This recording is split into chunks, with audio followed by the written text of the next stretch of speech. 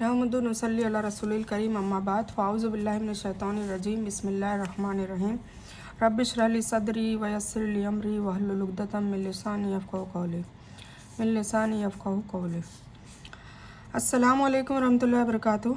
अल्हम्दुलिल्लाह हमने सूरह नंबर 41 और पारा नंबर 24 शुरू कर दिया है। सूरह का नाम है सूरह हामीम अस-सजदा और इसको दूसरे नाम से भी पुकारा जाता है। इसका दूसरा नाम है फुसिलत और इसके नाजिल होने के बारे में मक्का के सरदार उतबा बिन रबिया के साथ आप सल्लल्लाहु अलैहि वसल्लम की एक मशहूर घटना है, एक वाक़या है, उसके ऊपर इसका नाम मबनी है। ठीक है, तो हम शुरू करते हैं। सूरह हामीम अस-सजदा जो मक्का में नाजिल हुई है, इसमें 54 आयतें और 6 रुकू है। अल्लाह के नाम से शुरू करता हूँ जो बड़ा मेहरबान निहायत रहम करने वाला है। हामीम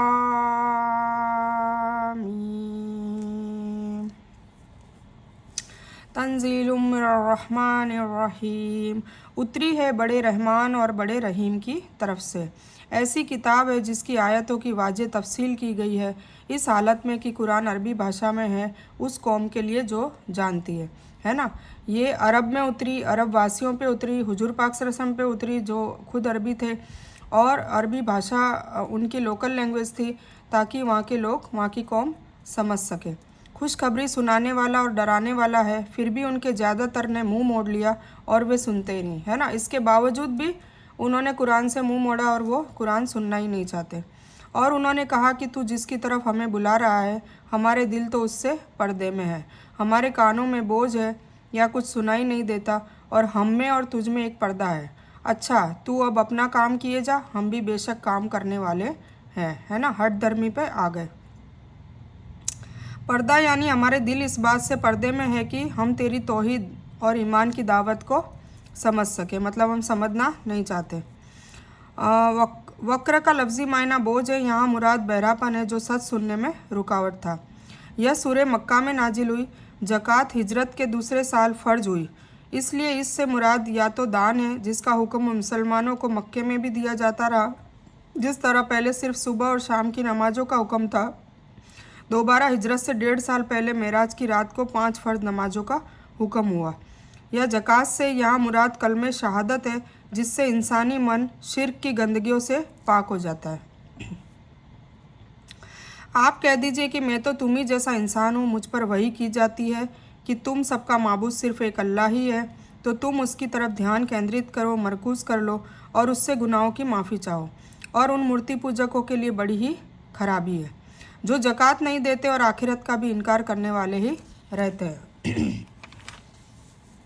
बेशक जो लोग ईमान लाएं और अच्छे अमल करें उनके लिए बेइंतहा बदला है। आप कह दीजिए कि क्या तुम उस अल्लाह का इनकार करते हो और तुम उसके साझीदार मुकर्रर करते हो जिसने 2 दिन में धरती को पैदा किया। सारे जहां का रब वही है और उसने धरती में उसके ऊपर से ही पहाड़ गाड़ दिए, उसमें बरकतें अता कर दी और उसमें रहने वालों के आहार का भी अंदाज़ा उसी में कर दिया, केवल 4 दिन में ही सवाल करने वालों के लिए बराबर तरीके से। रोजी खाद का बहुवचन जमा है, यानी धरती पर सभी बसने वाली मखलूक की रोजी उसमें रख दी और उसकी व्यवस्था भी कर दी। अल्लाह की इस योजना और व्यवस्था का काम इतना बड़ा है कि कोई जुबान उसका बयान नहीं कर सकती, कोई कलम उसे लिख नहीं सकता, कोई कैलकुलेटर उसे गिन नहीं सकता। कुछ ने इसका मतलब यह लिया है कि हर इलाके में ऐसी चीज़ें पैदा कर दी जो दूसरे इलाके में नहीं पैदा हो सकती, ताकि हर इलाके की यह खास पैदावार उन इलाकों का व्यापार और रिस्क का जरिया बन जाए। यह मतलब भी अपनी जगह पर सही और बिल्कुल हकीकत है। सवा का मतलब है पूरे 4 दिन में, यानी सवाल करने वालों को बता दो कि पैदाइश और फैलाव का काम 4 दिन में हुआ या पूरा या बराबर। यह जवाब है सवालियों के लिए, क्योंकि लोग पूछते थे यह आना किस तरह था, इसकी हालत नहीं बताई जा सकती। यह दोनों अल्लाह के पास आए जैसे उसने चाहा। कुछ ने इसका मतलब लिया है कि मेरे हुक्म का पालन करो। उन्होंने कहा ठीक है, हम हाजिर हैं। अल्लाह ने आसमान को हुक्म किया कि सूरज, चाँद, सितारे निकाल दे और धरती से कहा कि चश्मा जारी कर दे और फल उगा दे। इसका मतलब है कि तुम दोनों वजूद में आ जाओ। धरती को और सूरज को, दोनों को कहा। और उसने धरती में उसके ऊपर से ही पहाड़ गाड़ दिए। ये सब हो गया, ठीक है। फिर आकाश की तरफ बुलंद हुआ और वह धुआं सा था, तो उसे उस धरती को हुक्म दिया कि तुम दोनों आओ, चाहो या न चाहो। दोनों ने अर्ज़ किया कि हम खुशी खुशी हाजिर है। तो 2 दिन में 7 आकाश बना दिए। हर आकाश में उसके मुनासिब अहकाम की वही भेज दी, और हमने दुनियावी आकाश को तारों से सजाया और उसकी हिफाजत की। यह योजना अल्लाह ज़बरदस्त जानने वाले की है। अब भी ये विमुख हो तो कह दीजिए कि मैं तुम्हें उस कड़क आसमानी अजाब से डरा देता हूँ जो आद कौम और समूद कौम के कड़क के सामान होगा। मतलब जैसे आद कौम और समूद कौम को मिटा दिया था, इस तरीके से तुम्हारा भी अजाब होगा, तुम्हारे पे अजाब होगा। उनके पास जब उनके आगे पीछे से पैगंबर आए तो तुम अल्लाह के सिवा किसी की इबादत न करो, ये कहा। तो उन्होंने जवाब दिया कि अगर हमारा रब चाहता तो फरिश्तों को भेजता, हम तो तेरी रिसालत का पूरे तौर से इनकार करते हैं। मतलब हजरत हूद अलैहिस्सलाम की कौम थी, हूद अलैहिस्सलाम का इनकार किया उन्होंने। तो जब आद ने बिला वजह धरती पर तकब्बुर शुरू कर दिया और कहने लगे कि हमसे ताकत वाला कौन है, क्या उन्हें यह नहीं दिखाई दिया कि जिसने उन्हें पैदा किया है वह उनसे ज़्यादा ताकत वाला है। अल्लाह का उन्हें तसव्वुर नहीं हुआ। वे आखिर तक हमारी आयतों का इनकार ही करते रहे। तो आखिर में हमने उन पर एक तेज़ गति वाली आंधी मनहूस दिनों में भेज दी कि उन्हें दुनियावी ज़िंदगी में अपमान वाले अजाब का मजा चखा दे। यकीन करो कि आखिरत का अजाब इससे ज़्यादा रुस्वा करने वाला है और वे मदद नहीं किए जाएंगे। मतलब ये अजाब तो मिला ही मिला दुनिया में, आखिरत में भी अभी उसका अजाब उनको भुगतना बाकी है। नाउज़ुबिल्लाह। नहिसात का अनुवाद कुछ ने लगातार किया है क्योंकि यह हवा 7 रातें और 8 दिन तक लगातार चलती रही। कुछ ने तेज, कुछ ने धूल धप्पड़ वाली, कुछ ने मनहूस किया। आखिरी तर्जुमे का मतलब यह होगा कि यह दिन जिनमें उन पर कड़ी हवा की आंधी आई उनके लिए बड़े मनहूस साबित हुई। यह नहीं कि दिन ही खुद मनहूस है ना। वो जो टाइम था, वो वक्त था, वो बहुत मनहूस साबित हुआ, ये कहने का मतलब है, क्योंकि उनको अजाब ने आ घेरा। और रहे समूद, अब वो तो आद की बात थी, कौम आद की, अब ये कौम समूद की बात हो रही है। और रहे समूद तो हमने उनका भी रहनुमाई किया, फिर भी उन्होंने मार्गदर्शन पर अंधेपन को अहमियत दी। मतलब उन्होंने देखा ही नहीं, सुना ही नहीं, जिसके सबब उन्हें पूरे तौर से अपमान वाली यातना अजाब की कड़क ने उनके करतूतों के सबब पकड़ लिया।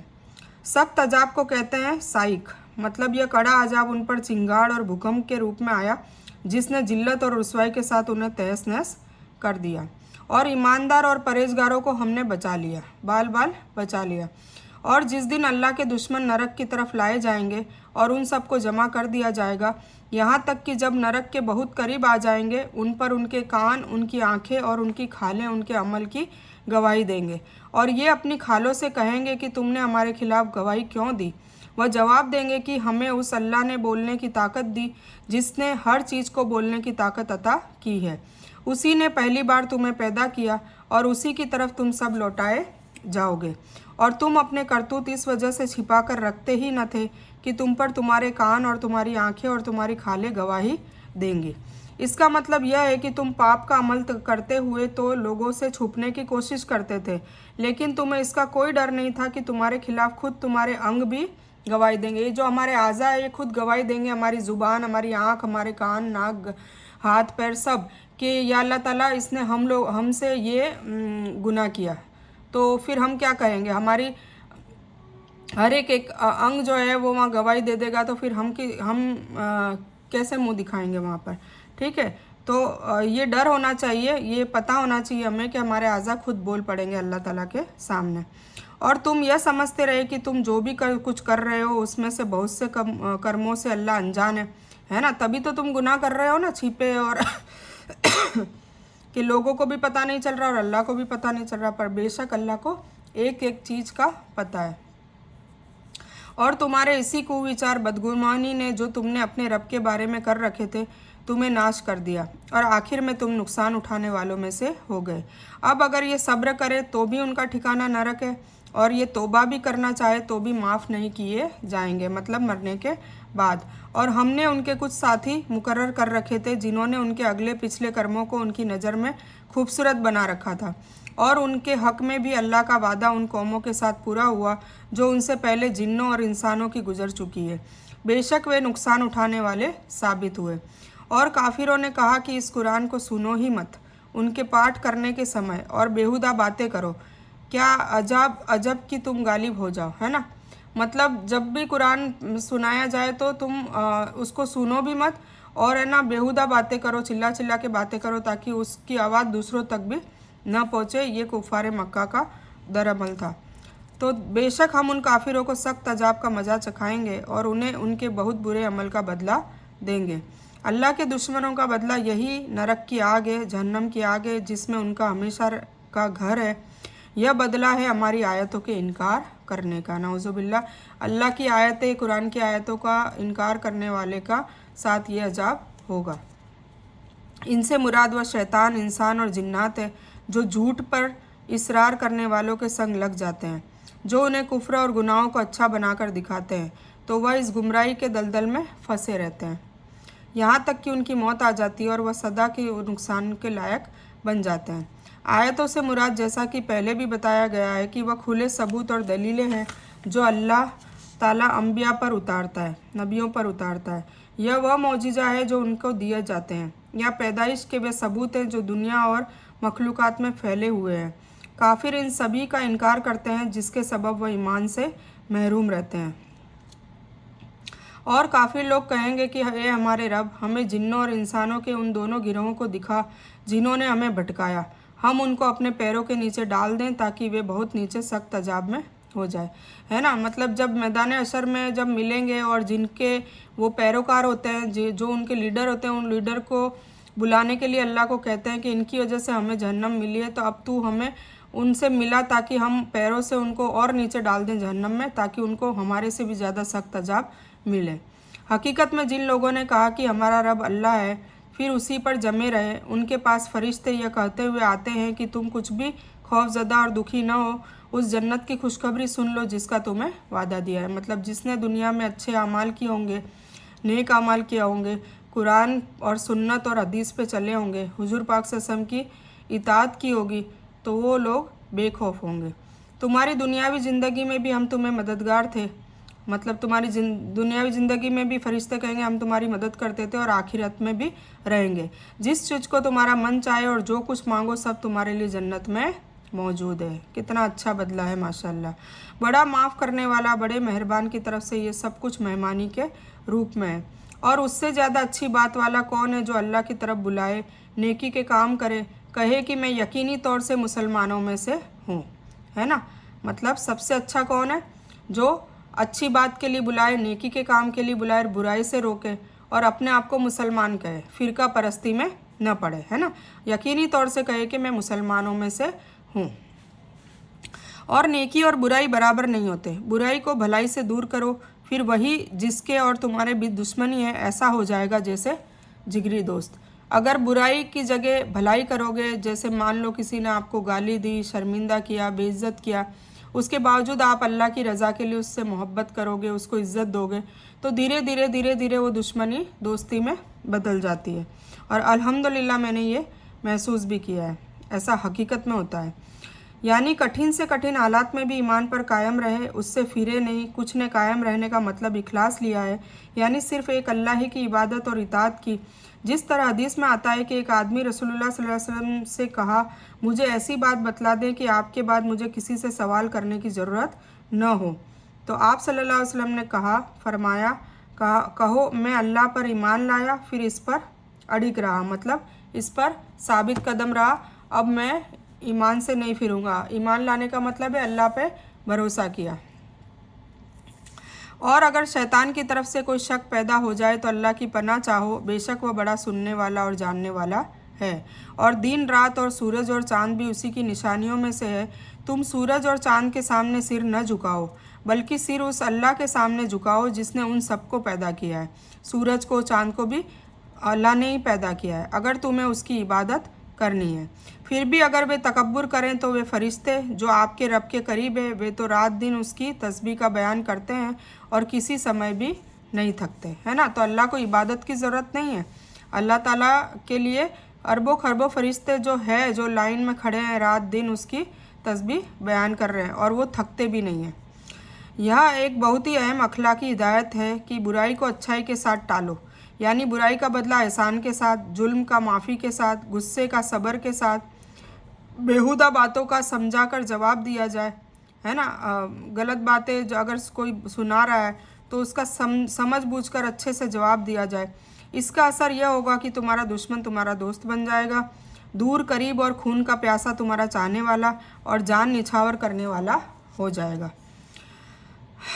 हज्जन अजीम, बड़ा सौभाग्य से मुराद जन्नत है, यानी औसाफ उनको हासिल होते हैं जो बड़े भाग्यशाली नसीब वाले होते हैं, यानी जन्नती जिनका जन्नत में जाना लिख दिया गया हो। सुभान अल्लाह, जो जन्नत में जिसका लिख दिया है वो बेशक बहुत नसीब वाला है। अल्लाह ताला हमको भी उसमें शामिल करे। और उस अल्लाह की निशानियों में से यह भी है कि तू धरती को दबी दबाई देखता है, फिर जब हम उस पर वर्षा करते हैं तो वह तरोताज़ा होकर उभरने लगती है। जिसने उसे जिंदा कर दिया वही निश्चित रूप से मुर्दा को भी जिंदा करने वाला है, बेशक वह हर चीज़ पर कादिर है ना। जैसे एक एग्जाम्पल दिया है कि जैसे ज़मीन होती है, बंजर होती है, उसमें बारिश का पानी होता है, फिर वो फूटती है और उसमें से बीज फूट के निकलता है और वो लहलहा उठती है, मतलब एक मुर्दा ज़मीन को ज़िंदा अल्लाह कर सकता है, तो इसी तरह मुर्दा को भी ज़िंदा कर सकता है ना। बेशक जो लोग हमारी आयतों में टेढ़ापन करते हैं वह हमसे छिपे नहीं। बताओ तो जो आग में डाला जाए वह अच्छा है या वह जो अमन व अमान से क़यामत के दिन आएगा। तुम जो चाहो करते जाओ, वह तुम्हारा सब किया कराया देख रहा है ना। अल्लाह ताला जो आयतों को ठुकरा रहे हैं या आयतों में टेढ़ापन कर रहे हैं, घुमा फिरा को दीन को घुमा फिरा के लोगों को बता रहे हैं, तो अल्लाह ताला ये सब हरकतें उनकी देख रहा है। जिन लोगों ने अपने पास कुरान पहुंच जाने के बावजूद उससे कुफ्र किया, मतलब उससे इनकार किया, वह भी हमसे छिपे नहीं है। यह बहुत अजीम किताब है ना। ये बहुत अजीम किताब है और एक वाहिद किताब है जो अल्लाह ताला के नज़दीक ले जाती है, हिदायत का रास्ता भी दिखाती है, शफात भी करवाती है, हुजूर पाक सल्लल्लाहु अलैहि वसल्लम के अखलाक भी बताती है, हमारा किरदार चेंज करने में मदद भी करती है, शिफा भी करती है, ईमान भी लाती है, मुत्तकी भी बनाती है। तो ये किताब से जन्नत मिलती है। जिसके पास बातिल फटक भी नहीं सकता, न उसके आगे से और न उसके पीछे से। यह है नाजिल की हुई अल्लाह की हिकमत वाले और गुणों वाले की तरफ से, है ना। मुर्दा ज़मीन को बारिश के जरिए इस तरह जीवन प्रदान कर देना और उससे उपज खेती के लायक बनाना इस बात का सबूत है कि वह मुर्दों को भी बेशक जिंदा करेगा, यानी उसको मानते नहीं बल्कि उससे मुंह फेरते और झुठलाते हैं। हज़रत इब्ने अब्बास ने इल्हाद का तर्जुमा किया है, इस बिना पर इसमें वह झूठा गिरोह भी आ जाता है जो अपने झूठे यकीन और उसूल की सिद्धि करने के लिए अल्लाह की आयतों के मतलब में परिवर्तन करता है और धोखेधड़ी से काम लेते हैं। आपसे वही कहा जाता है जो आपसे पहले के रसूलों से भी कहा गया, बेशक आपका रब माफ़ करने वाला और दुखदाई अजाब देने वाला है। मतलब माफ़ भी करेगा नेकोकारों को और तौबा करने वालों को, माफ़ी मांगने वालों को, और जाने अनजाने में गुनाह करके गुनाहों से दूर रहने वालों को, और दुखदाई अजाब देने वाला है जो हठधर्मी करते हैं, जो जानबूझकर गुनाह करते हैं, गुनाह पे गुनाह करे जाते हैं और उसे अल्लाह का कोई तसव्वुर का फ़िक्र ही नहीं है और अल्लाह पर ईमान नहीं है। और अगर हम उसे गैर अरबी भाषा का कुरान बनाते तो कहते कि इसकी आयतें साफ़ तौर से बयान क्यों नहीं की गई। यह क्या कि किताब गैर अरबी और आप अरबी रसूल, ये कहते ना, तो ये तब ये सवाल करते। आप कह दीजिए कि यह ईमान वालों के लिए हिदायत और शिफा है और जो ईमान नहीं लाते उनके कानों में बहरापन बोझ है और यह उन पर अंधापन है। ये वे लोग हैं जो किसी दूर जगह से पुकारे जा रहे हैं। यानी जिस तरह दूर का इंसान दूरी की वजह से पुकारने वाले की आवाज़ सुनने से मजबूर रहता है, इसी तरह इन लोगों की अक्ल और हवास में कुरान आता ही नहीं। और बेशक हमने मूसा अलैहिस्सलाम को किताब अता की थी तो उसमें भी इख्तिलाफ़ किया गया, और अगर वह बात न होती जो आपके रब की तरफ से पहले ही मुकर्रर हो चुकी है तो उनके बीच कभी का फ़ैसला हो चुका होता। यह लोग तो उसके बारे में सख्त बेचैन करने वाली शक में है।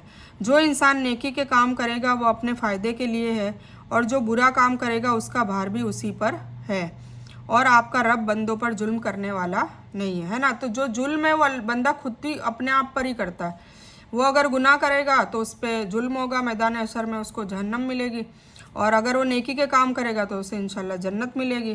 तो जो भी वो कर रहा है उसका फ़ायदा और नुकसान जो भी कर रहा है वो खुद ही कर रहा है और उसी का वबाल उसके ऊपर है, इसलिए कि वह सज़ा सिर्फ उसी को देता है जो पापी होता है, न कि जिसे चाहे बिला वजह ही अजाब में मुब्तला कर दे। क़यामत का इल्म अल्लाह ही की तरफ लौटाया जाता है, और जो फल अपने गाभों में से निकलते हैं और जो मादा गर्भवती होती है और जो बच्चा वह जन्म देती है, सब का इल्म उसको है, अल्लाह को है। और जिस दिन अल्लाह ताला उन मूर्ति पूजकों को बुलाकर पूछेगा कि मेरे साझीदार कहाँ हैं, वे जवाब देंगे कि हमने तो तुझसे कह दिया कि हम में से कोई उसका गवाह नहीं, और ये जिन जिन की पूजा इससे पहले करते थे वे उनकी नज़र से ओझल हो गए और उन्होंने समझ लिया कि अब उनके लिए कोई बचाव का रास्ता नहीं है। भलाई मांगने से इंसान थकता नहीं, और अगर उसे कोई तकलीफ पहुंच जाए तो वो मायूस और नाउम्मीद हो जाता है। यह अल्लाह के पूरा और वसी इल्म का बयान है, और उसके लिए ज्ञान गुण अवसाफ में कोई उसका साजी नहीं है। यहाँ तक कि अम्बिया भी नहीं, अम्बिया अलैहिस्सलाम भी नहीं, उन्हें भी इतना ही ज्ञान होता है जितना अल्लाह ताला उन्हें वही के ज़रिए अता करता है। यानी मुसीबत पहुँचने पर तो तुरंत मायूस हो जाता है बंदा, और जबकि अल्लाह के निस्वार्थी बंदों की हालत इससे अलग होती है। एक तो वह दुनिया के लालची होते ही नहीं, उनके सामने हर पल आखिरत ही होती है। दूसरा, दुख पहुंचने पर भी वे अल्लाह की नेमत और रहमत से मायूस नहीं होते, बल्कि इम्तिहानों को भी गुनाहों का बदला और तरक्की का सबब मानते हैं। सोचते हैं दर्जा बुलंद होगा, मानो मायूसी उनके करीब आती ही नहीं है। ये सिफत होती है नेकोकारों की। और जो कष्ट उसे पहुंच चुका है, उसके बाद अगर हम उसे किसी दया का मज़ा चखा दें तो वह कह उठता है कि मैं तो इसका हकदार ही था, और मैं तो विचार ही नहीं कर सकता कि क़यामत कायम होगी, और अगर मैं अपने रब की तरफ लौटाया भी गया तो भी बेशक उसके पास भी मेरे लिए भलाई होगी। ये वो कह रहा है। यह कहने वाला कौन है? मुनाफिक या काफिर है? कोई ईमान वाला ऐसी बात नहीं कह सकता। काफिर ही यह समझता है कि मेरी दुनिया सुख से गुजर रही है तो आखिरत भी मेरे लिए ऐसी ही होगी, है ना, क्योंकि उसे पता ही नहीं है जन्नत, दोजक, मैदान हशर और हिसाब किताब का। बेशक हम उन काफिरों को उनके अमल से बाखबर करेंगे और उन्हें सख्त अजाब का मज़ा चखाएंगे। और जब हम इंसान पर अपना उपकार करते हैं तो वह गुमराह हो जाता है ना, बेबाक हो जाता है, मतलब उसे कोई फिक्र ही नहीं होती है, वो अपने सुखों में मशगूल हो जाता है और पहलू बदल लेता है, और जब उस पर दुख आता है तो बड़ी लंबी चौड़ी दुआएं करने वाला बन जाता है। यानी अल्लाह के दरबार में रोता गिड़गिड़ाता है ताकि वह मुसीबत को दूर कर दे। यानी दुख में अल्लाह को याद करता है, सुख में भूल जाता है। मुसीबत आने के समय फरियाद करता है, खुशी के समय उसे वो याद ही नहीं रहता। ऐसा होता है इंसान। जल्द ही हम उन्हें अपनी निशानियां दुनिया के किनारों में भी दिखाएंगे और ख़ुद को उनके अपने वजूद में भी, यहाँ तक कि उन पर खुल जाएगी सच यही है। क्या खुल जाएगा? कि सच यही है कि आपके रब का हर चीज़ से बाखबर होना काफ़ी नहीं। यकीन करो कि यह लोग अपने रब के सामने पेश होने में शक में हैं। याद रखो कि अल्लाह ताला हर चीज़ को घेरे हुए है। ठीक है, यह सूरा थी और इसमें क़यामत का और मैदान हशर का और ईमान की बात हो रही थी। तो अल्हम्दुलिल्लाह ये यहीं पर मुकम्मल होती है सूरा। और इस बयान में कुछ भी दीन की अच्छी और हक बात आई है वो सिर्फ़ अल्लाह की तरफ से है, और बुरी या गलत बात जो गलती से या जज्बात में आकर मेरे मुंह से कुछ भी गलत वर्ड या कोई बात निकल गई हो तो मेरी तरफ से है, और इस गलती के लिए मैं अल्लाह अज़्ज़ वजल से और आप सभी लोगों से माफ़ी की तलबगार हूँ। मैं कोई आलिमा नहीं हूँ, सिर्फ तालिब इल्म हूँ। अल्लाह मेरी कोशिश से आप सभी को नई नफ़े बख्श इल्म पहुँचाए और मैं आप लोगों की हिदायत और हिकमत में सदका जारिया बनूँ, बस मेरी यही तमन्ना है। आमीन सुम्मा आमीन या रब्बल आलमीन। रब्बना आतीना मिन लदुनका रहमतन व हय्यि लना मिन अमरिना रशदा। अल्लाहुम्मा सल्लि अला मुहम्मद व अला आलि मुहम्मद कमा सल्लैता अला इब्राहीम व अला आलि इब्राहीम इन्नका हमीदुम मजीद। अल्लाहुम्मा बारिक अला मुहम्मद व अला आलि मुहम्मद कमा बारकता अला इब्राहीम व अला आलि इब्राहीम इन्नका हमीदुम मजीद। व आखिरु दावाना अनिल हम्दुलिल्लाहि रब्बिल आलमीन।